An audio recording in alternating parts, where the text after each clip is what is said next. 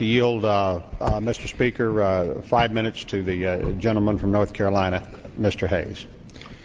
Second to none. North Carolina is recognized for 5 minutes.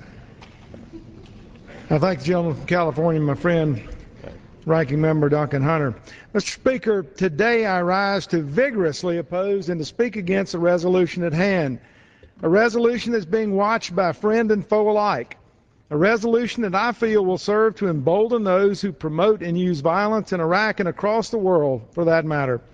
A resolution that sends a message to our troops at home and deployed that we are not supporting the mission that we are conducting. Mr. Speaker, I don't know of a single member in this chamber who is satisfied with the existing situation in Iraq. In fact, with the escalating violence and an increase in terrorist activity, we shouldn't be satisfied with the situation in Afghanistan either. But Iraq has become intensely political, and that is unfortunate. Make no mistake about it, this is the beginning of defunding our military and our national security.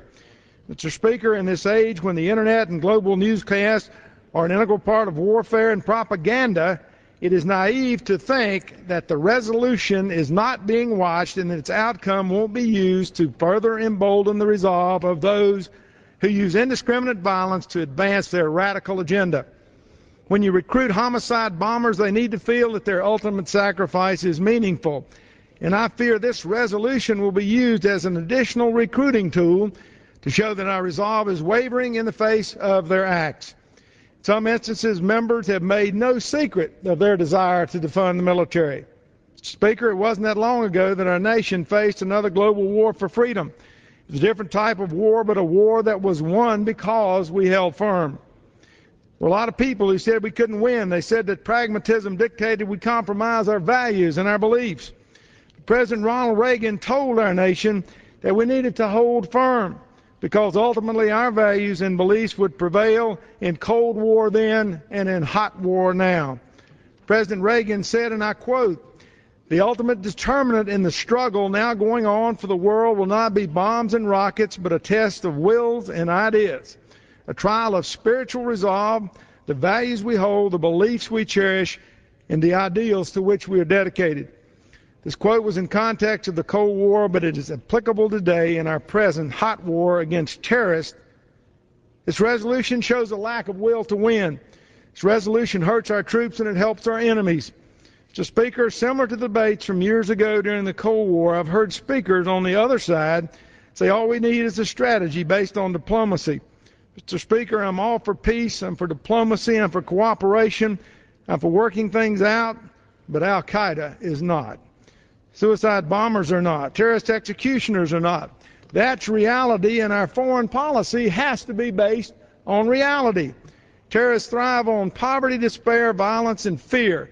And the bottom line is they cannot afford for freedom and justice to succeed. Conversely, we cannot afford to allow freedom and justice to fail.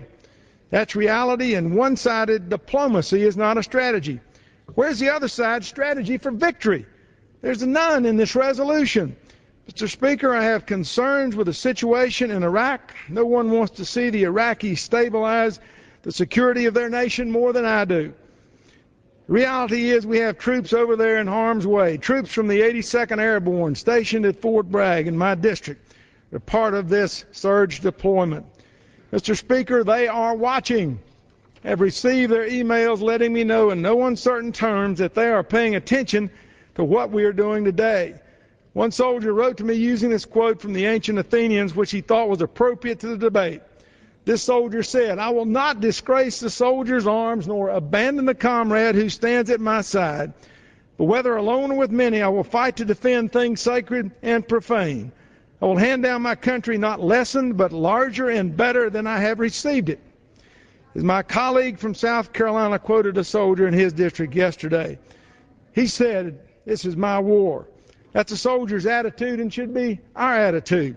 It's our war against brutal, ruthless terrorists. I will not support a resolution that tells our soldiers that the United States Congress is not supporting what they are doing. Mr. Speaker, I ask that everyone pray for our troops, for their safety and for their victory. May God continue to bless America and the magnificent men and women in uniform who protect her. I yield back.